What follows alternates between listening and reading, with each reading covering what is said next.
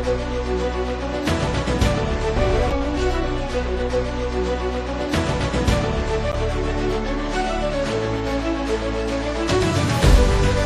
ಅಧ್ಯಕ್ಷ ಕುಮಾರಸ್ವಾಮಿ ಬಿಕೆ ಅಂತ.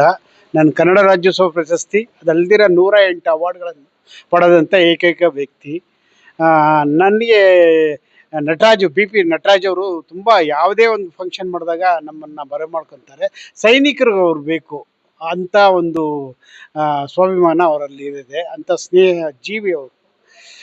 ಇವತ್ತು ಪರಿಸರ ಟ್ರಸ್ಟ್ ವತಿಯಿಂದ ಈ ಪರಿಸರನ ಹೆಂಗೆ ಉಳಿಸ್ಬೇಕು, ಏನು ಮಾಡಬೇಕು ಅನ್ನೋದು ಒಂದು ಗೈಡ್ಲೈನ್ನ ಮಾಡಿದ್ರು. ತುಂಬ ಚೆನ್ನಾಗಿ ಮಾಡಿದ್ರು. ಇದೇ ರೀತಿಯಲ್ಲಿ ಮುಂದಿನ ದಿನಗಳಲ್ಲಿ ಸರ್ ಇರೋದು ಒಂದು ಭೂಮಿ, ಆ ಒಂದು ಭೂಮಿನ ಉಳಿಸ್ಕೊಳಕ್ಕೆ ನಮ್ಮ ಕೈಲಾದ ಸಹಾಯ ಎಲ್ಲ ಮಾಡಬೇಕು. ಡೆಸ್ಟ್ರಾಯ್ ಮಾಡೋರು ಮಾಡ್ತಾ ಇರ್ತಾರೆ, ಆದರೆ ಅದನ್ನು ಉಳಿಸೋಕ್ಕೆ ನಮ್ಮಂಥ ಜನಗಳು ಸೇರಿ ಏನಾದರೂ ಒಂದು ಇದು ಮಾಡಬೇಕು. ಫಾರ್ ಎಕ್ಸಾಂಪಲ್ ಮಿಲ್ಟ್ರಿ ಒಳಗೆ ಏನಾಗುತ್ತೆ ಅಂದರೆ, ನಾವು ಯಾವುದೇ ಒಂದು ಜಾಗದೊಳಗೆ ಹೋಗ್ತೀವಿ. ಇಂದಿರಾ ಕೆನಲ್ ಎಲ್ಲ ಆಗಿದೆ ನೋಡಿ. ಇಂದಿರಾ ಕೆನಲ್ ಆಗಕ್ಕೆ ಮುಂಚೆ ಅಲ್ಲೇನು ಇದಿರಲಿಲ್ಲ, ಅಲ್ಲೆಲ್ಲ ಹೋಗಿ ಗಿಡ ಮರಗಳನ್ನ ಬೆಳೆಸ್ತಾ ಇದ್ವಿ. ಆಮೇಲೆ ಯಾವಾಗ ಅದು ನೋಡಿದ್ಮೇಲೆ ಇಂದಿರಾ ಕೆನಲ್ನ ಬಂದ್ಬಿಟ್ಟು ಬಕ್ರಾನಂಗಲ್ ಡ್ಯಾಮಿಂದ ಅದನ್ನ ಇದು ತಂದಿದ್ದು. ನಮ್ಮ ಹೆಸರು ಶಿವರಾಜ್ ಅಂತ. ನಾವು ರಾಷ್ಟ್ರೀಯ ಮಂಡಳಿ ಸದಸ್ಯರು ಅಯ್ಯಪ್ಪ ಬ್ರಿಡ್ಜ್ ನವದೆಹಲಿ. ಇವತ್ತು ನಮ್ಮ ಸ್ನೇಹಿತ ನಟರಾಜ್ ಅವರು ಈ ಪರಿಸರ ಸ್ನೇಹಿ ಟ್ರಸ್ಟ್ ಸ್ಥಾಪನೆ ಮಾಡಿಕೊಂಡು ಇವತ್ತು ಹಲವಾರು ಜನ, ಸಾವಿರಾರು ಜನಕ್ಕೆ ಒಂದು ರೀತಿ ಒಂದು ಸಮಾಜ ಸೇವಕನಾಗಿ ಕೆಲಸ ಮಾಡ್ತಾ ಇದ್ದಾರೆ. ಈ ನಮ್ಮ ದೇಶದ ಎರಡು ಕಣ್ಣು ಅಂದರೆ ರೈತ ಮತ್ತು ಈ ಸ್ನೇಹಿತ ನಮ್ಮ ಸೈನಿಕರು. ಈ ಸೈನಿಕರನ್ನ ಇವತ್ತು ಸೇರಿಸ್ಕೊಂಡು ಪರಿಸರ ಇದ್ರ ಬಗ್ಗೆ ಒಂದು ಜಾಗೃತಿ ಮೂಡಿಸಿ ಈ ಕಾರ್ಯಕ್ರಮ ಮಾಡಿ ಹಲವಾರು ಜನರಿಗೆ ಒಂದು ಗುರುತಿಸಿ ಅವರಿಗೆ ಸನ್ಮಾನ ಮತ್ತು ಬಿರುದುಗಳನ್ನು ಕೊಟ್ಟಿದ್ದಾರೆ, ಕರ್ನಾಟಕ ರತ್ನ ಅಂತ. ಅದಕ್ಕೆ ತುಂಬ ಅಭಿನಂದನೆಗಳು ನಮ್ಮ ನಟರಾಜ್ ಅವರಿಗೆ. ಈ ದೇಶದ ಎರಡು ಕಣ್ಣುಗಳನ್ನು ಕಾಪಾಡುವಲ್ಲಿ ಅವರು ಮುಂದಿನ ಹೆಜ್ಜೆ ಇಡುತ್ತಾ ಈ ನಮ್ಮ ದೇಶಕ್ಕೆ ಹಳ್ಳಿ ಮರ, ಆಲದ ಮರ ಯಾವ ರೀತಿ ಒಂದು ಪರಿಸರ ಸ್ನೇಹಿಯಾಗಿ ಬೆಳೀತಾ ಇದ್ದಾವೆ, ಅದರಿಂದ ಎಷ್ಟು ಆಕ್ಸಿಜನ್ ಜನಕ್ಕೆ ಸಿಗ್ತದೆ, ಅದೇ ರೀತಿ ಹಳ್ಳಿ ಮರ, ಆಲದ ಮರ ಥರ ನಮ್ಮ ಪರಿಸರ ಸ್ನೇಹಿ ಟ್ರಸ್ಟ್ ಬೆಳೀಲಿ. ನಮ್ಮ ನಟರಾಜ್ ಅವರು ಮತ್ತು ಅವ್ರ ಕುಟುಂಬವರ್ಗ, ಅವ್ರ ಸ್ನೇಹಿತರು ಎಲ್ಲ ಬೆಳೀಲಿ ಅಂತ ಆಶಿಸ್ತೀನಿ. ಅವ್ರಿಗೂ ಶುಭ ಕೋರ್ತೀನಿ.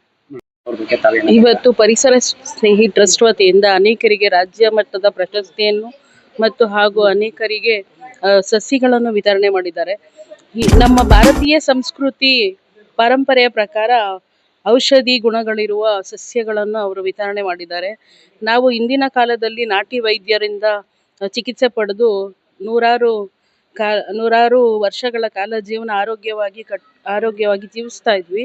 ಈಗಿನ ಆಧುನೀಕರಣದ ಜೊತೆಗೆ ನಾವು ಔಷಧಿಗಳ ಮೊರೆ ಹೋಗಿ ಹಲವಾರು ನಮ್ಮ ಪಾರಂಪರಿಕ ಎಲ್ಲ ಮರೆತು ಹೋಗಿ ಇವಾಗ ನಾವು ಯಾವುದೇ ಒಂದು ತಲೆನೋವು ಬಂದರೂ ಮಾತ್ರೆ ತಗೊಳ್ತೀವಿ.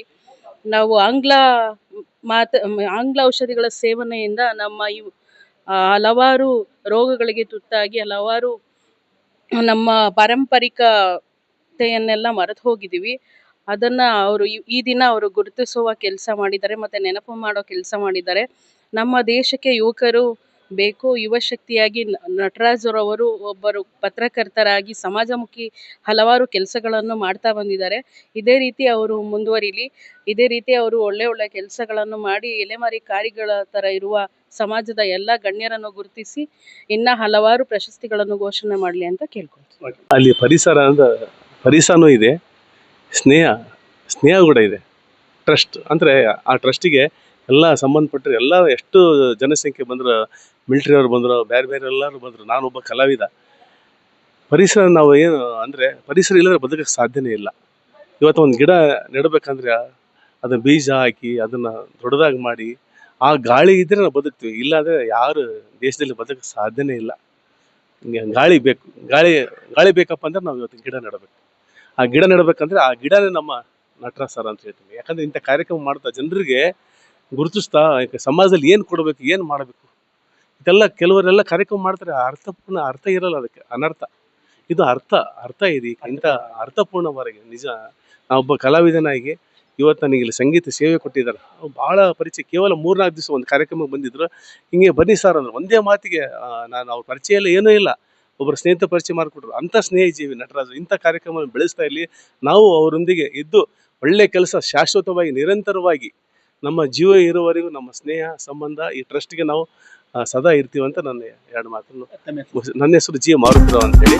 ನಾನು ಸುಗಮ ಸಂಗೀತ ಕಲಾವಿದ, ಶಾಸ್ತ್ರೀಯ ಸಂಗೀತ ಆಡ್ತೀನಿ, ದಾಸ ಸಾಹಿತ್ಯ, ವಚನ, ನಾಡಗೀತೆ, ರೈತಗೀತೆ, ಭಾವಗೀತೆ, ಹಾರ್ಮೋನಿಯಂ ನುಡಿಸ್ತೀನಿ, ಕ್ಯಾಶಿಯೋ, ತಬಲಾ, ಪಕ್ವಾಸ್ 2 ಸೀರಿಯಲ್ ಮಾಡಿದ್ದೀನಿ, ಫಿಲ್ಮ್ ಸಾಂಗ್ ಆಡ್ತೀನಿ. Okay sir, thank you sir. ಆಮೇಲೆ ಹಿರಿಯರ ಸರ್, ಇವತ್ತು ಏನು ಪ್ರಥಮ ವರ್ಷದ ವಾರ್ಷಿಕೋತ್ಸವ ಮಾಡ್ತಾ ಇದೀವಿ, ಪರಿಸರ ದಿನಾಚರಣೆ. ಪರಿಸರ ಅಂದರೆ ಬರೀ ಪರಿಸರ ಅಂದರೆ ಗಿಡ ಮರಗಳು ನೆಡೋದು, ಬರೀ ಗಿಡ ಮರಗಳ ಒಂದೇ ಅಲ್ಲ. ನೆಲ, ನೀರು, ಗಾಳಿ ಮತ್ತು ಪ್ರಾಣಿ ಪಕ್ಷಿಗಳು, ನಮ್ಮ ಸುತ್ತ ಏನಿದೆ ವಾತಾವರಣ ಅದೆಲ್ಲನೂ ಪರಿಸರನೇ ಇರುತ್ತೆ. ಆ ಪರಿಸರನ ನಾವು ಯಾವತ್ತಿದ್ರೂ ಶುದ್ಧವಾಗಿ ಇಟ್ಕೊಳ್ಬೇಕು ಅನ್ನೋದೇ ನಮ್ಮ ಒಂದು ಅನುಕೂಲತೆ. ನಮ್ಮ ಟ್ರಸ್ಟ್ ವತಿಯಿಂದ ತುಂಬ ಸಮಾಜಮುಖಿ ಕಾರ್ಯಗಳನ್ನು ಮಾಡ್ತಾ ಇದ್ದೀವಿ ಸರ್. ಬರೀ ಪರಿಸರಕ್ಕೆ ಒತ್ತು ಕೊಡೋದು ಅಂತಲ್ಲ. ಪರಿಸರ ಅಂದರೆ ಗಿಡಗಳಾಕ್ತಾರೆ, ಮನೆಗೆ ಹೋಗ್ತಾರೆ. ನಾವು ಗಿಡಗಳು ಹಾಕಿ ಮನೆಗೆ ಹೋಗುವಂಥ ಕಾರ್ಯಗಳು ಮಾಡೋದಲ್ಲ. ಗಿಡಗಳ ಹಾಕಿ ಅದನ್ನು ಬೆಳೆಸಿ ಮರ ಆಗಿ ಪೋಷಿಸಬೇಕು. ಅದಕ್ಕೆ ಈ ಬೆಂಗಳೂರು ಅಂತ ನಗರದಲ್ಲಿ ಎಲ್ಲೂ ಜಾಗ ಇಲ್ಲ ಪೋಷಿಸೋಕ್ಕೆ. ಇದರಿಂದ ಏನು ಮಾಡ್ತಾ ಇದ್ದೀವಿ ಅಂದರೆ ನಾವು ಸಸ್ಯಗಳನ್ನು ಕೊಡ್ತಾ ಇದ್ದೀವಿ. ಅಂದರೆ ಗಿಡಮೂಲಿಕೆಗಳ ಸಸ್ಯಗಳನ್ನ, ತುಳಸಿ, ಆಲೋವೆರಾ ಮತ್ತು ಇದು ಕೆಲವೊಂದು ಒಳ್ಳೆ ಇರೋ ಸಸ್ಯಗಳು, ಗಿಡಮೂಲಿಕೆ ಸಸ್ಯಗಳನ್ನ ಕೊಡ್ತಾ ಇದ್ದೀವಿ. ಆ ಗಿಡಮೂಲಿಕೆ ಸಸ್ಯಗಳು ಏನಾಗುತ್ತೆ, ಮನೆ ಮುಂದೆ ಹಾಕಕ್ಕೆ ಜಾಗ ಇರಲ್ಲ, ಮರ ಆಗಂತ ಗಿಡಗಳನ್ನ ಯಾರು ಜಾಗ ಇರಲ್ಲ. ಅದಕ್ಕೋಸ್ಕರ ಅಟ್ಲೀಸ್ಟ್ ಈ ಗಿಡಗಳು ಕೊಟ್ಟಾಗ ಮನೆಗಳ ಮುಂದೆನಾರು ಇಡ್ತಾರೆ.